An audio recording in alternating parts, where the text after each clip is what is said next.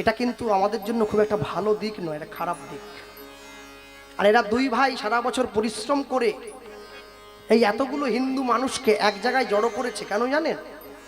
যাতে আমাদের মধ্যে ঐক্যবদ্ধতা, মেলবন্ধনটা আগের মতো গড়ে ওঠে। এখনো যদি তোমরা বুঝতে না শেখো, এখনো যদি তোমরা একে অপরের পিছনে কাঠি করো, এখনো যদি তোমরা একে অপরের সঙ্গে হিংসে করো, তাহলে আমার কথাটা মিলিয়ে নিও, আজ থেকে 20 বছর পরে আমি থাকি চাই না থাকি, এই জায়গাটাও কিন্তু সন্দেশখালিতে পরিণত হয়ে যাবে। হরি বল, হরি বল। এখনো সময় আছে, এক হবে, হাতে হাত ধরে বাঁচবে, হরিনামের জন্য সাহায্য সহযোগিতা করবে। আমি তো একা একটা হরিনাম করাতে পারি না। এরা যখন দায়িত্ব নিয়েছে, আমি যদি 100 টাকা দেই, আমি একবারও বুঝে দেখলাম না আমার ওই 100 টাকাটা কত শয় শয় ভক্তের পাতে প্রসাদ হয়ে গিয়ে পড়বে। টাকাটার কিন্তু সৎ ব্যবহার হবে। আমি তো চা বিড়ির দোকানে বসলে এমনি 50 টাকা খরচা হয়ে যাবে, হ্যাঁ, মনে রাখবেন। তাই আমি আজ যখন সন্ধ্যাবেলা বসেছিলাম এর সঙ্গে আসরে আসার আগে, তো ও আমার পায়ের কাছে বসে কেঁদে দিয়েছে। বলছে, দাদা আসরটা মনে হয় বেশি দিন আর চালাতে পারবো না। বললাম কেন?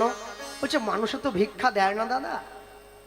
1 মাস 2 মাস ধরে ভিক্ষা করেছি, মাত্র 20,000 টাকা ভিক্ষা উঠেছে। তাহলে 20,000 টাকা ভিক্ষা দিয়ে কটা কীর্তনের দলকেই তো বিদায় করতে পারবো না। তাহলে এত বড় প্যান্ডেল, লাইট, মাইক, এত ভক্তদের সেবা কি করে করি? তা আমি বললাম যে আমি মানুষের কাছে দাঁড়িয়ে, আমি যখন এসেই পড়েছি তোমার এখানে, যে কথা বলে যাব, যদি মানুষের প্রকৃত বিবেকে লেগে থাকে, আসরটা তোমার বন্ধ হবে না, বরং বড় হয়ে যাবে আগামী। তাই যারা বসে আছেন, জ্ঞানীগুণী জন, বয়োজ্যেষ্ঠ জন, আপনারা সকলে মিলে এক হয়ে এদের দুই ভাইয়ের সঙ্গে মিলে এই হরিনামটা যাতে দীর্ঘ দিয়ে থেকে দীর্ঘতর করা যায়, দীর্ঘতম করা যায়, চেষ্টা করবেন। আর সবার আগে এটা চেষ্টা করবেন যাতে কোনোদিনও হরিবাসরটা বন্ধ না হয়। ওদেরকে সাহায্য করবেন। ওদের পরিবার, ওরা এত গরিব হয়েও, এত অর্থ কষ্ট থেকেও ভগবানকে ঘরে এনে বসিয়েছে, আপনাদের মতো ভক্তদের চরণধুলি কামনা করেছে, এটাই ওদের সব থেকে বড় প্রাপ্তি।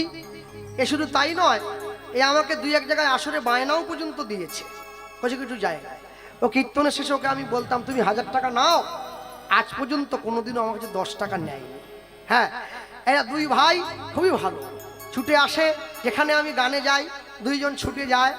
এদের এই অক্লান্ত পরিশ্রম, আপনারা চাইবেন সারা জীবন যাতে দুই ভাই এক হয়ে থাকে, ভাইয়ে ভাই বিবাদ যেন না লাগে, এদের প্রকৃত শান্তির সংসার গড়ে উঠুক। আপনাদের আশীর্বাদ, আপনাদের চরণধুলি এর কাম্য। এবং সকলের সেবা করে ঘরে ফিরবেন, কেউ সেবা না করে ফিরবেন না। ঈশ্বরের কাছে জানাবেন তাদের দীর্ঘায়ু লাভ হয়। হরিনামটা যাতে আরো সুন্দরভাবে, এটা সুস্থ দেহে সুস্থ থেকে সকলের সহযোগিতা নিয়ে হরিনামের প্রচারটা সারা জীবন এরা করে যেতে পারে। নিতাই গৌর, নিতাই গৌর প্রেমানন্দে। হরি বল, হরি বল। হ্যাঁ,